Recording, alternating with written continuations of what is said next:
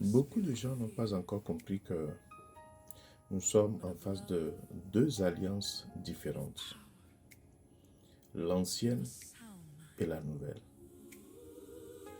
Pour avoir une nouvelle, il faut d'abord abolir la première, effacer la première, ou ignorer la première et avoir la nouvelle. Et nous sommes beaucoup à être ou bien à utiliser les deux alliances. L'alliance de la loi et l'alliance de la grâce. Et nous disons que nous sommes dans la nouvelle alliance, mais nous utilisons tout ce qui appartient à l'ancienne alliance, croyant que en lisant la lettre, nous allons trouver le Sauveur dedans.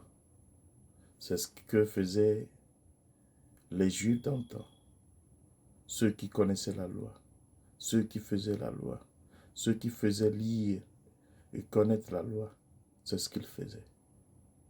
Et donc, lorsque nous prenons Exode 22, le verset 18 qui dit « Tu ne laisseras point vivre le magicien ». Tous ceux qui se disent étant dans la nouvelle alliance appliquent dans leur pensée, dans tout leur être, continuent d'utiliser, d'appliquer à la lettre ce verset. Mais qu'est-ce que Jésus a dit? Jésus, répondant aux questions de ses disciples dans Luc 9, versets 54 à 56, où les disciples lui demandèrent de leur permettre qu'ils envoient le feu du ciel pour consumer, pour détruire ceux qui ne vont pas le recevoir. Mais il leur a dit, vous ne savez pas de quel esprit vous êtes animés.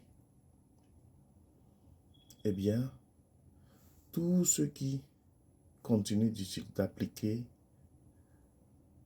Exode 2, verset 18, croyant qu'il doit détruire les sorciers par le feu, sont animés d'esprit de Satan sans le savoir, d'esprit de sorcellerie sans le savoir, de beaucoup d'esprits de légion d'ailleurs sans le savoir.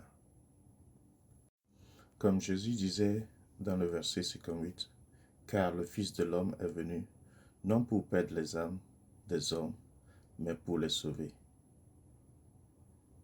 Et tout comme Jean l'a rapporté aussi dans Jean 3, les versets 17.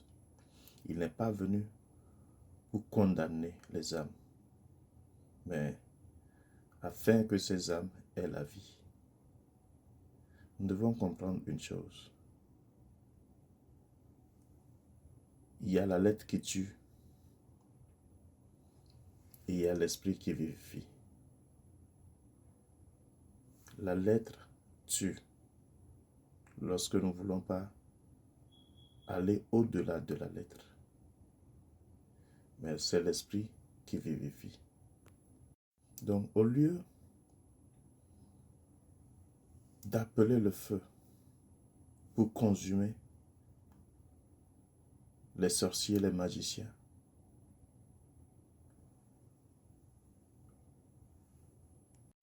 donnez-leur plutôt la parole. Ou si vous ne voulez pas que ces sorciers vivent, ne les évangélisez pas. Ne proclamez pas la parole. Ne proclamez plus jamais la parole. Parce que c'est la parole qui va tuer l'esprit de sorcellerie, de la magie en eux. Nous sommes pour les âmes. Donc nous ne pouvons plus détruire les âmes. Donc au lieu de les tuer, donnons-leur la pure parole. La parole qu'ils recevront, c'est cette parole-là qui chassera en eux les esprits de sorcellerie, de magiciens. Donc, si vous êtes décidé à les tuer par le feu, ne les évangélisez pas. N'allez plus à l'évangélisation. Ne faisons plus l'œuvre. Donc, purgez seulement. Continuez pas à purger les tuant et asseyez-vous à la maison. Mais si vous avez changé d'avis, il faut relire ces versets-là. Luc 9, versets 54 et 56. Jean 3, le verset 17. Pour mieux comprendre. Et revenez, tenez-vous assis et méditez par rapport à ces versets. Quel était, ou bien quel est le rôle de Jésus-Christ en venant sur cette terre? Est-ce que c'est pour détruire les âmes ou bien pour leur donner la vie éternelle?